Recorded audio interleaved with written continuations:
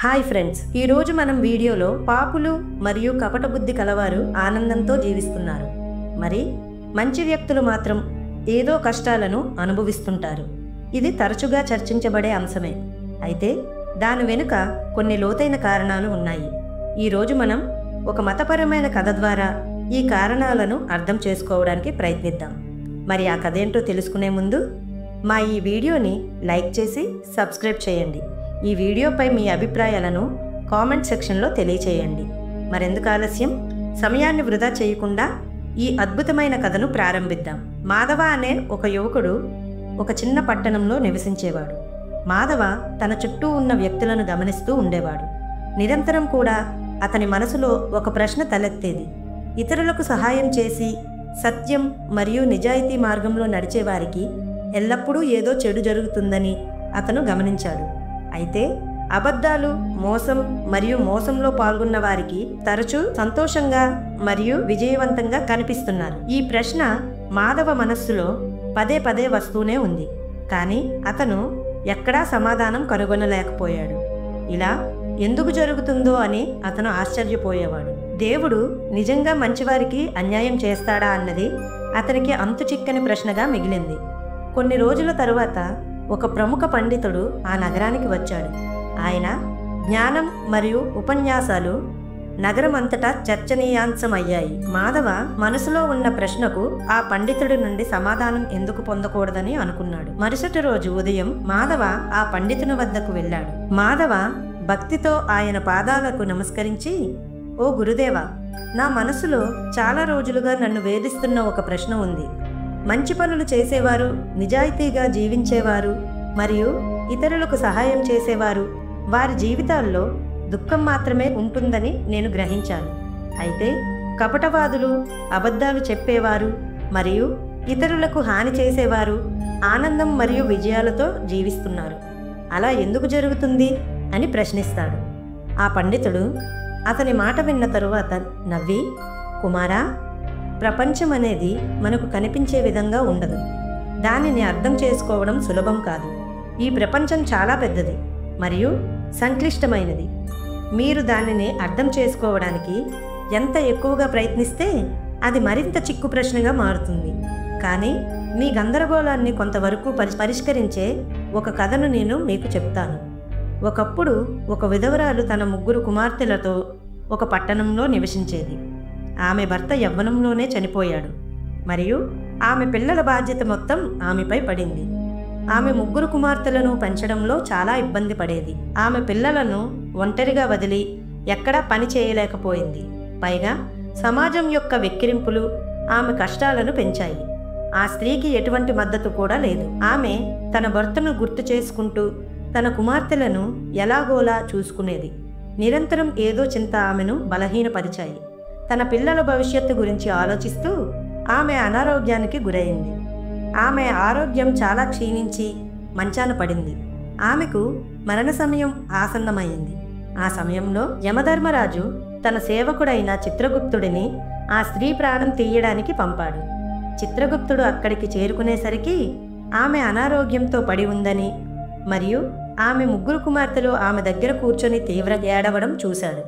ఆ 3 కుమార్తెల పరిస్థితిని చూసి చిత్రగుప్తుడు గుండె బద్దలైంది. అతని మనసు చలించిపోయి, నేను ఆ స్త్రీ ప్రాణం తీస్తే ఈ అమాయక బాలికల పరిస్థితి ఏమిటి, వారిని ఎవరు ఆదుకుంటారు అని ఆలోచించడం ప్రారంభించాడు. ఇలా ఆలోచిస్తూ చిత్రగుప్తుడి మనస్సు కలత చెందింది. కొంతసేపు ఆలోచించిన తర్వాత ఆ స్త్రీ ప్రాణాన్ని తీయకుండానే యమలోకానికి తిరిగి వెళ్ళాలని నిర్ణయించుకున్నాడు. అలా చిత్రగుప్తుడు యమలోకానికి చేరుకోగానే యమధర్మరాజు అతనిని, చిత్రగుప్త, నువ్వు ఖాళీ చేతులతో ఎందుకు తిరిగి వచ్చావు? ఆ స్త్రీ ప్రాణాన్ని తీయడానికి నువ్వు వెళ్ళలేదా అని ప్రశ్నించాడు. అప్పుడు చిత్రగుప్తుడు తల వంచి, స్వామి, నన్ను క్షమించండి, నేను కోరుకున్న ఆ స్త్రీ ప్రాణాన్ని తీయలేను అని జవాబిచ్చాడు. నేను అక్కడికి చేరుకున్నప్పుడు ఆమె 3 అమాయకమైన కుమార్తెలు ఆమె శరీరాన్ని అంటిపెట్టుకుని ఏడుస్తున్నట్లు చూశాను. నేను ఆ స్త్రీ ప్రాణాన్ని తీసి ఉంటే ఆ అమ్మాయిలకు ఏం జరిగేది? భూమి మీద ఉన్న ప్రజలు స్వార్థపరులు మరియు క్రూరమైన వారు. ఈ అమ్మాయిలకు ఎవరూ మద్దతుగా ఉండరు. అంతేకాదు, ఓ యమధర్మరాజా, ఆ వితంతువు స్త్రీకి కొంతకాలం జీవితాన్ని ఇవ్వమని నేను అభ్యర్థిస్తున్నాను. తద్వారా ఆమె తన కుమార్తెలను పెంచి నువ్వు ఆమె ప్రాణాన్ని తీసుకోవచ్చు అని అంటాడు. చిత్రగుప్తుని మాటలు విన్న యమధర్మరాజు, చిత్రగుప్త, ఈ ప్రపంచంలోని అన్ని జీవులు ఒక నిర్ణీత సమయంలో చనిపోతాయి. ఎవరి వయస్సును తగ్గించలేరు లేదా పెంచలేరు. నువ్వు ఎవరికీ ప్రాణం ఇవ్వలేవు లేదా సమయానికి ముందే ఎవరి ప్రాణాన్ని తీసుకోలేవు. ఒకరి విధిలో వ్రాయబడినది సరైన సమయంలో జరుగుతుంది. నువ్వు సృష్టి నియమాలను ఉల్లంఘించావు. ఇది తీవ్రమైన నేరం. దీనికి నువ్వు శిక్ష అనుభవించాల్సి ఉంటుంది అని అంటాడు. ఇది విన్న చిత్రగుప్తుడు చేతులు ముడుచుకొని, ప్రభు, నా నేరాన్ని క్షమించండి, కానీ మీరు విధించిన శిక్షకు ఎలా విముక్తి పొందుతాను అని వేడుకుంటాడు.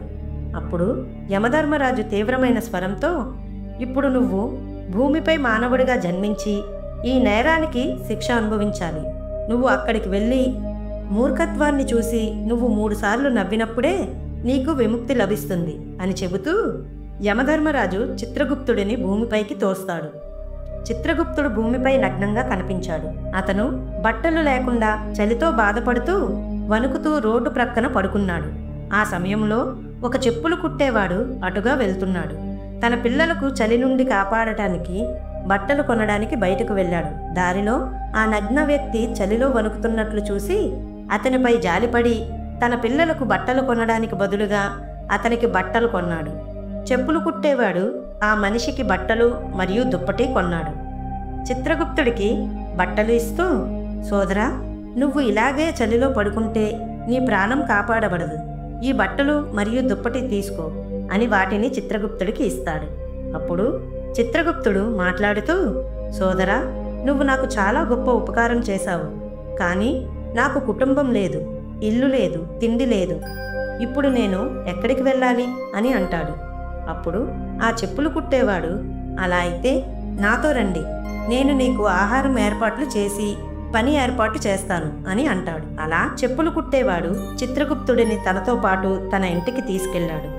అతను ఇంటికి చేరుకోగానే అతను పిల్లలకు బట్టలు తీసుకురావడానికి వెళ్ళాడని అతని భార్య చూసింది. కానీ అతను బట్టలు తీసుకురాలేదు. బదులుగా అతను ఒక తెలియని వ్యక్తిని ఇంటికి తీసుకువచ్చాడు.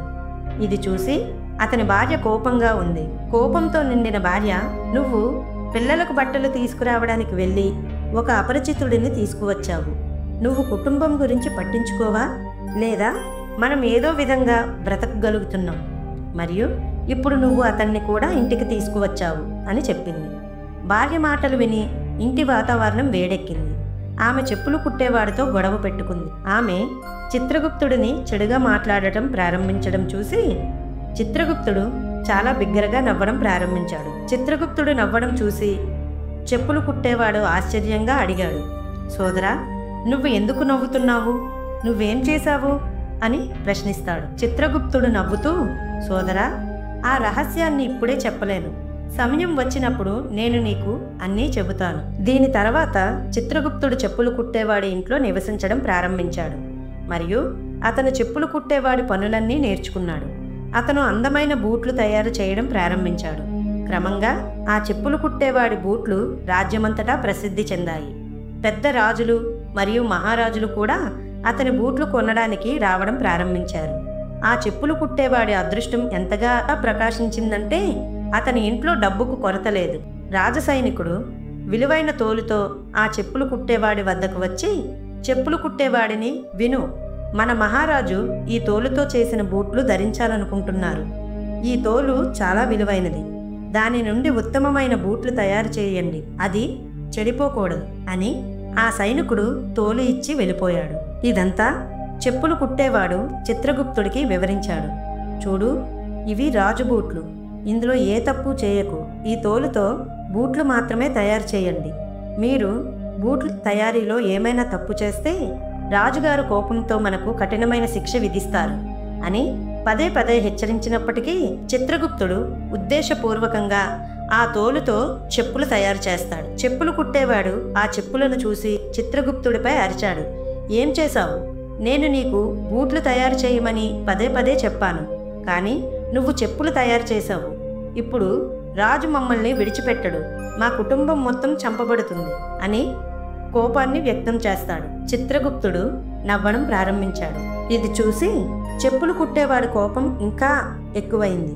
ఏయ్ మూర్ఖుడా, నువ్వు అన్ని పనులను పాడు చేసి నవ్వుతున్నావు అని ఇంకా కోపాన్ని పెంచుకుంటాడు. ప్రశాంతమైన స్వరంతో, చూడు, రాజు సైనికుడు బూట్లు తీసుకోవడానికి వస్తున్నాడు అని అన్నాడు. ఇది విన్న చెప్పులు కుట్టేవాడికి తెలివి తప్పింది. అతను భయపడి సైనికుడి దగ్గరకు వస్తున్నట్లు చూశాడు. చెప్పులు కుట్టేవాడి చేతులు కాళ్ళు వణుకుతున్నాయి. సైనికుడు దగ్గరికి రాగానే, ఏయ్ చెప్పులు కుట్టేవాడా, నిన్న నేను నీకు ఇచ్చిన తోలుతో బూట్లు తయారు చేయకు. రాజు చనిపోయాడు. చివరి కర్మలలో చనిపోయిన వారికి తోలు చెప్పులు ధరిస్తారు అనేది ఇక్కడ సాంప్రదాయం. కాబట్టి చెప్పులు తయారు చేయండి అని ఆ సైనికుడి నుండి ఇది విన్న చెప్పులు కుట్టేవాడు మృతదేహానికి ప్రాణం తిరిగి వచ్చినట్లు అనిపించింది. కర్ర అతని చేతిలో నుండి పడిపోయింది. అతను చిత్రగుప్తుడి పాదాలను పట్టుకొని క్షమించమని అడిగాడు. సోదరా, నువ్వు నా ప్రాణాన్ని కాపాడావు, దయచేసి నన్ను క్షమించు అని అంటాడు. చిత్రగుప్తుడు చెప్పులు కుట్టేవాడి ఈ చర్యను చూసి బిగ్గరగా నవ్వుతాడు. చెప్పులు కుట్టేవాడు ఇప్పుడెందుకు నవ్వుతున్నావు అని అడుగుతాడు. చిత్రగుప్తుడు నవ్వుతూ, సోదరా, నా నవ్వు కారణం సమయం వచ్చినప్పుడు ఖచ్చితంగా చెబుతాను. మరుసటి రోజు ఆ ముగ్గురు యువతులు ఒక వృద్ధురాలతో చెప్పులు కుట్టేవాడి దుకాణానికి వస్తారు. ముగ్గురు అమ్మాయిలు తమ వివాహానికి బూట్లు కొలతలు ఇవ్వడానికి వచ్చారు. చిత్రగుప్తుడు వారిని చూడగానే వారిని గుర్తించాడు. ఆ సమయంలో నేను ఎవరి తల్లి జీవితాన్ని తీసుకోలేదో అదే అమ్మాయిలు వీళ్ళు అని అతను మనస్సులో అనుకుంటాడు. అందుకే నేను ఇక్కడ శిక్ష అనుభవిస్తున్నాను. కానీ వారు ఇప్పుడు పెద్దవారయ్యారు మరియు అందంగా ఉన్నారు. వారు మంచి కుటుంబం నుండి వచ్చినట్లు కనిపిస్తున్నారు అని మనసులో అనుకుంటాడు. అప్పుడు చిత్రగుప్తుడు వృద్ధురాలిని అడిగాడు, అమ్మా, ఈ ముగ్గురమ్మాయిలు ఎవరు? ఆ వృద్ధురాలు మాట్లాడుతూ, నాయనా, వారి తల్లి బాల్యంలోనే మరణించింది. వారికి మద్దతు లేదు. కాబట్టి నేను వారిని నాతోనే ఉంచుకున్నాను. నా దగ్గర కోట్ల విలువైన సంపద ఉంది. కానీ దురదృష్టవశాత్తు నాకు నా స్వంతంగా ఎవరూ లేరు. నేను వారికి విద్యను అందిస్తున్నాను. ఇప్పుడు నేను వారిని ఉన్నత తరగతిలో కుటుంబంలో వివాహం చేయబోతున్నాను అని చెబుతుంది. ఇది విన్న చిత్రగుప్తుడు దేవుడు ఏం చేసినా అది మంచికే అని ఆలోచించడం ప్రారంభించాడు. ఆ సమయంలో వారి తల్లి చనిపోకపోతే ఇప్పుడు ఈ ముగ్గురు పేదరికం మరియు ఆకలితో తమ జీవితాలను గడిపేవారు. కానీ నేడు ఈ వృద్ధురాలు వారిని లక్షాధికారులను చేసింది మరియు వారు పెద్ద ఇళ్లలో కూడా వివాహం చేసుకోబోతున్నారు. నిజంగా దేవుని ప్రణాళిక మనిషి ప్రణాళిక కంటే మంచిది. ఇలా ఆలోచిస్తూ చిత్రగుప్తుడు తన మూడవ మూర్ఖత్వాన్ని చూసి బిగ్గరగా నవ్వడం ప్రారంభించాడు. అలా చిత్రగుప్తుడు నవ్వుని చూసిన చెప్పులు కుట్టేవాడు, సోదరా, ఇప్పుడెందుకు నవ్వుతున్నావు? దయచేసి నీ నవ్వు యొక్క రహస్యం నాకు చెప్పండి అని అడిగాడు. చిత్రగుప్తుడు మాట్లాడుతూ, నా నవ్వుకు కారణం నేను చెబుతాను. నేను చిత్రగుప్తుడు. ఈ ముగ్గురు అమ్మాయిలు చిన్నగా ఉన్నప్పుడు వారి తల్లికి మరణం దగ్గర పడింది. కానీ నేను ఈ అమాయక బాలికలపై జాలిపడి వారి తల్లి ప్రాణాలను తీసుకోలేదు. దీని కారణంగా యమధర్మరాజు నన్ను శపించి నన్ను భూమికి పంపాడు. నేను రోడ్డుపై నగ్నంగా పడి ఉన్నాను. అప్పుడు నువ్వు నన్ను నీ ఇంటికి పిలిచావు. ఇంటికి చేరుకున్నప్పుడు నీ భార్య నిన్ను చాలా తిట్టింది. నీ పిల్లల బట్టల కోసం పెట్టుకున్న డబ్బుతో నువ్వు నా కోసం దుప్పట్లు మరియు ఇతర వస్తువులు కొన్నావని ఆమె కోపంగా ఉంది. నువ్వు బట్టలు కొన్నప్పుడు మొదటిసారి నీ భార్య మూర్ఖత్వాన్ని చూసి నవ్వాను. ఆ డబ్బు పోయినందుకు ఆమె బాధపడుతోంది. కానీ ఆ సహాయంతో నీ ఇంటి అదృష్టం మారబోతోంది అని ఆమెకు అర్థం కాలేదు. నీ మూర్ఖత్వాన్ని చూసి నేను రెండవసారి నవ్వాను. రాజు కోసం బూట్లకు బదులుగా చెప్పులు తయారు చేసినందుకు నువ్వు నన్ను తిట్టినప్పుడు నువ్వు రాజు బూట్ల గురించి మాత్రమే ఆందోళన చెందావు. కానీ రాజుతో ఏం జరిగిందో నీకు తెలియదు. రాజు చనిపోయాడు. కానీ మీ దృష్టి రాజు బూట్లపైనే ఉంది. మన ముందు జరుగుతున్న వాటిని చూసి మనం నవ్వుకున్నాము. కానీ భవిష్యత్తులో జరగబోయే సంఘటనలను మనం చూడలేకపోతున్నాము. దేవుడు కొన్నిసార్లు మొదటి చూపులోనే చెడుగా అనిపించే సంఘటనలు మనతో జరిగేలా చేస్తాడు. కానీ వాటి ఫలితం మాత్రం మంచిదే జరుగుతుంది. ఒక మనిషి చెడు చేయడం చూసినప్పుడు దేవుడిని నిందించడం తరచుగా సహజంగానే అనిపిస్తుంది. కానీ భవిష్యత్తులో మనకు జరగబోయే మంచిని మనం చూడలేకపోతున్నాం. కొన్నిసార్లు మనకు మంచి జరుగుతుంది, కానీ అది భవిష్యత్తులో చెడు ఫలితాలని కూడా కలిగిస్తుంది. ప్రతి సంఘటనకు మంచి మరియు చెడు ఫలితాలు రెండూ ఉంటాయి. మనం ప్రతి పరిస్థితిని కాలవిధిగా అంగీకరించాలి. దేవుడు ఏం చేసినా అతని మంచి ప్రణాళిక దాని వెనుక దాగి ఉంటుంది. ఫ్రెండ్స్, మంచి వ్యక్తులు తరచుగా ఎందుకు సంతోషంగా ఉండరు అనేది ఇప్పుడు మేము మీకు వివరిస్తాము. మిత్రులారా, మంచి వ్యక్తులకు చెడు జరుగుతుంది ఎందుకంటే వారి జీవితంలో తరువాత ఏదో పెద్ద మంచి ఏదో జరగబోతోంది అని అర్థం. మనిషికి చెడు జరిగినప్పుడు కూడా అదే జరుగుతుంది. ఒక వ్యక్తి కష్టాల్లో ఉన్నప్పుడు అతను దేవుడిని ఆశ్రయిస్తాడు మరియు దేవుడి నామాన్ని స్మరిస్తాడు. దాని కారణంగా అతని పాపాలు మరియు తప్పులన్నీ అదృశ్యమవుతాయి. దేవుని పట్ల భక్తి మోక్షానికి నిజమైన మార్గం మరియు మంచి వ్యక్తులు మాత్రమే పొందుతారు అని చిత్రగుప్తుడు ఈ కథను ముగిస్తాడు. అలా ఆ పండితుడు మాధవకు వివరిస్తూ, ఈ కథ ద్వారా మనం నేర్చుకున్నది ఏమిటంటే, దేవుని ఏ ప్రణాళిక అయినా మొదటి చూపులో చెడుగా అనిపించినా ఎల్లప్పుడూ మన మంచి కోసమే.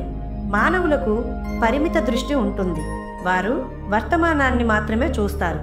కానీ దేవుడు మొత్తం భవిష్యత్తును చూడటం ద్వారా నిర్ణయాలు తీసుకుంటాడు. మనకు చెడు జరిగినప్పుడు ఓపికగా ఉండాలి మరియు మన పనులపై విశ్వాసం ఉంచాలి. చాలాసార్లు మన కష్టాలు మన వ్యక్తిత్వాన్ని బలోపేతం చేస్తాయి, దేవుని భక్తికి దగ్గరగా తీసుకువస్తాయి. నిజమైన భక్తులు మాత్రమే దేవునికి మళ్ళీ మళ్ళీ లొంగిపోయే అవకాశాన్ని పొందుతారు. మంచివారు కష్ట సమయాల్లో దేవుడిని గుర్తుంచుకుంటారు. దీని కారణంగా వారి పాపాలన్నీ తొలగిపోతాయి. దేవుని పట్ల భక్తియే మోక్షానికి నిజమైన మార్గం.